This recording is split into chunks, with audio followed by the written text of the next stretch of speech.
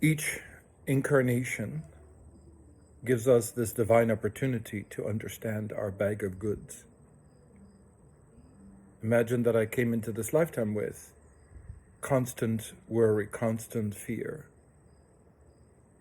Not only is that a journey, but my ego is also going to make sure that I'm looping and repeating this worry, this concern.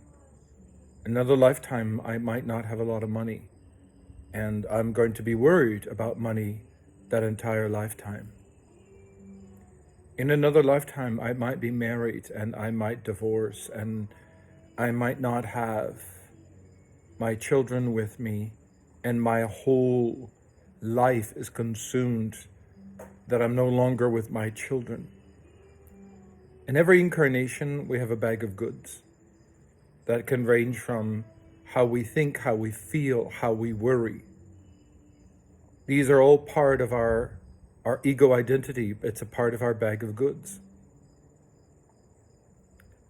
Part of my awakening, I just assumed that I would just become angelic. But what I learned is that many of the characteristics that I had, the bag of goods in which I had, still remained. But these are good qualities, qualities of love and kindness and empathy and compassion. But the qualities of worrying or being afraid or scared all began to melt away. So we have this divine opportunity to get to know our own characters. You know, some people go to Starbucks and within a minute and a half, they're very upset because they're being inconvenienced. Being inconvenienced is one of the biggest ego obstacles because we believe it is personal, like a person that cuts us off on traffic. We believe it's personal. What happens if that person is deeply asleep? What happens if that person is 20, 30 layers asleep within their own journey? There are people that wake up temporarily, but if you have a conversation with them half an hour later, then all of a sudden you're wondering, wow, what just happened to our conversation? Because that person fell back asleep. These are all layers of how conscious, how aware we are. We are asleep in many different stages in our development. And as we awaken, we begin to sustain the awakened state. That's what awakening means. It means I'm coming out of the sleep. Imagine that you are a projection. Imagine that there's 4 projectors, and these 4 projectors project you into this reality. But when it comes to love, or when it comes to being loved, we gradually fall asleep. We're disappointed. We are angry because we've fallen asleep. We loop and repeat because we're not awake. The concept of awakening is a beautiful thing, but we need to become aware. Every day, am I so stressed out leaving the house to get ready to go to work? Am I really asleep because I cannot leave my home and get organized and to get ready in a conscious way? Or do I create fear and panic and worry and anxiety because all these things puts us to sleep? Love and light replaces, it's a permanent state within us. When we awaken and I can leave home without fear, without worry, I have allowed consciousness to step in. I've allowed light, the luminosity of my love to step in. I'm no longer letting my ego identity loop and repeat. In my own journey, I was deep within my own plant medicine. And within this journey of my own awakening, all the things in which I talk about, I already understood. I had already been working on becoming as conscious in every moment, all the time, being awake in all aspects of my life, from doing laundry to being in the now, not being angry, not being upset, being completely cognitive, being completely present in the now.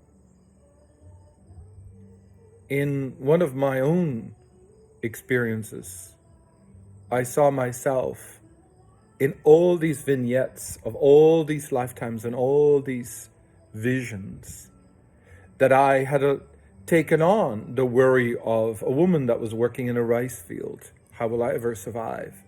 My whole day, my whole life was consumed about survival.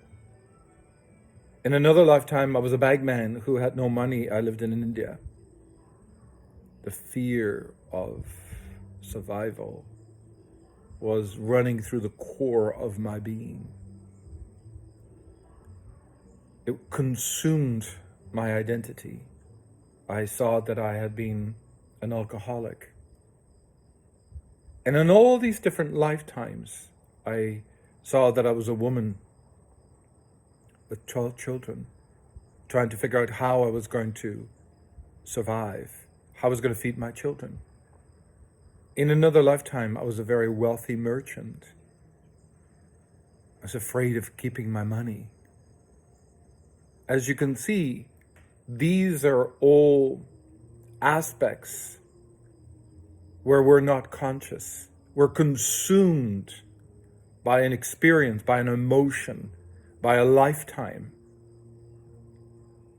In this experience where I saw all these vignettes, I realized that this was all electromagnetic, and it's very difficult for me to begin to explain that to you.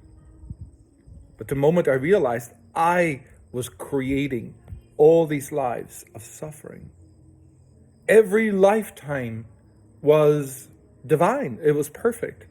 The woman in the rice field to the woman that had too many children.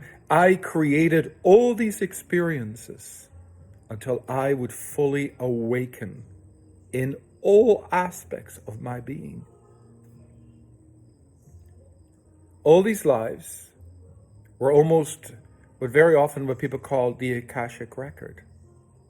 But it was like an electrical surge where everything became one. I imploded into the presence of myself. All these lives that I had not been fully awake, where I was just managing, coping, surviving. I realized I had created every pain, every disappointment. There were lifetimes that I died of disease. And then I realized that all of these were just a hologram, a projection of my experience. Then I realized that there is no disappointment, there is no pain. There is no anger. There is only light and love. We act out disappointments, we act out anger, but the truth is, we're only light and love. We go through the motions of being inconvenienced, which is the biggest part of the ego. But when we acknowledge that we are love, when we acknowledge that we really are divine, we are light, we are this luminous vibration of consciousness. There is only I am. There's no I. The ego identifies as I and me, but there is no me. There is only we. There is this divine, collective, universal consciousness. And I get to project myself into all these incarnations until I recognize that there is no pain, there's no suffering, that I'm actually just consciousness. And all the projections of my ego identity doesn't define who I am. In that evening, I imploded into the presence of my own soul, into the presence of myself, until I just became the love and the luminosity of the universe. The ego tells us that when we awaken, we won't be able to function in our lives, and this is not true. The ego tells us that if we just become consciousness, we will float into this vast universe, and none of this is true. When we fully awaken, not only do we awaken and come out of all the dreams and become present in consciousness, we can identify and recognize anxiety and fear and all the senses, hearing, touching, and tasting and smelling.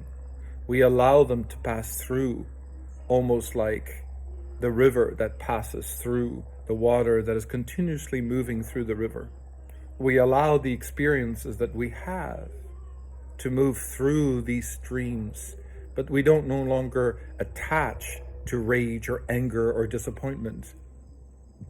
Even if I express anger, express disappointment, it's a moment of release. It is not a permanent state. It does not change all the peptides within my body.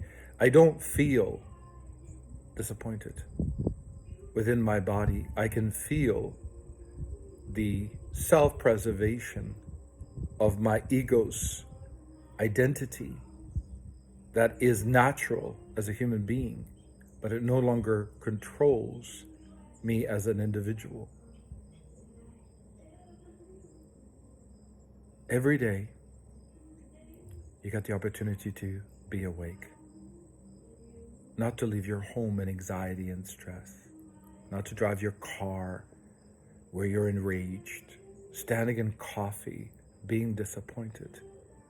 Every day you got the opportunity until millions and millions of drops within you awaken, and then eventually you become fully awakened.